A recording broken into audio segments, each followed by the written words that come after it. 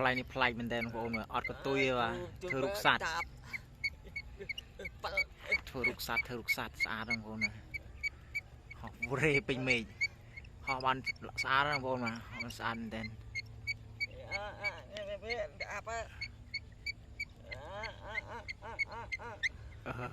មកចេះដល់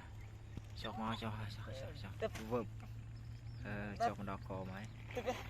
ស្អាតមែនខ្លាញ់ណាខ្លាញ់ស្អាតពេលគាត់ថាលុយបើគាត់លុយ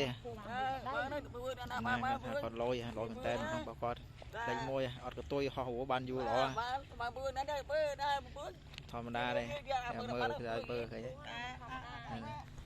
ខ្លាញ់ធ្វើរូបសត្វបងប្អូនធ្វើរូបសត្វខ្លាញ់នេះហោះបានស្អាតណាស់ឃើញទេមើលទៅដូចសត្វចឹងបាទមើលទៅដូចរូបសត្វចឹងធម្មតាទេឃើញគេក្បាលវាគឺលយហ្មងស្អាតលយមែនតើធំខ្លាញ់នេះបាទ